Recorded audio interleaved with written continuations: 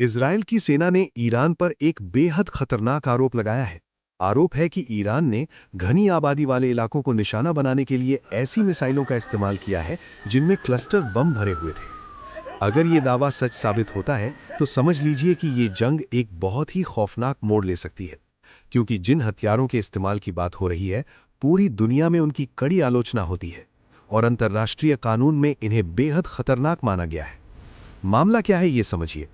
Israel defence forces यानी IDF का कहना है कि 1 मार्च को ईरान से एक मिसाइल दागी गई। इस मिसाइल के अंदर छोटे छोटे कई बम यानी सब म्यूनिशन छिपे थे और इसका निशाना कोई सैन्य ठिकाना नहीं बल्कि आम लोगों का रिहायशी इलाका था।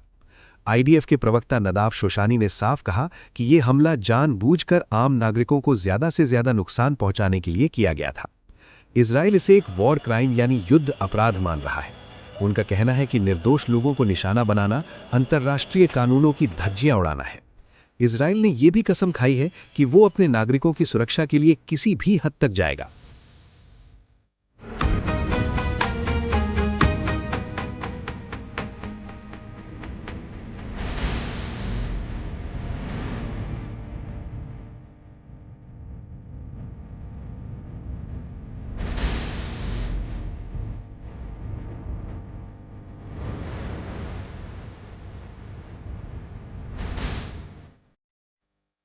लेकिन सवाल है कि ये क्लस्टर हथियार आखिर होते क्या हैं और इतने बदनाम क्यों हैं? क्लस्टर बम कोई एक अकेला बम नहीं होता। इसे आप एक बड़े डिब्बे की तरह समझ सकते हैं जो हवा में जमीन से काफी ऊंचाई पर खुल जाता है। जैसे ही ये खुलता है इसके अंदर से दर्जनों या सैकड़ों छोटे छोटे बम बाहर निकलते हैं।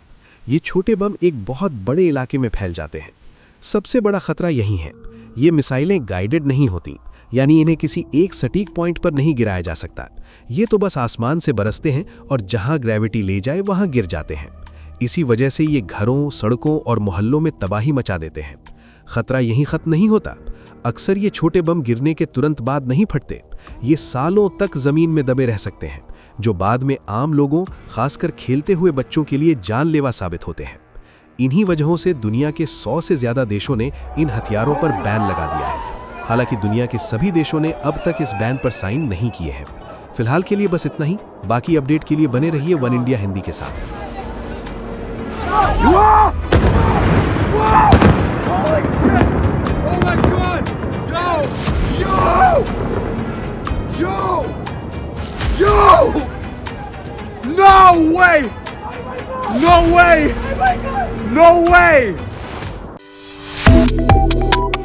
Subscribe to One India and never miss an update.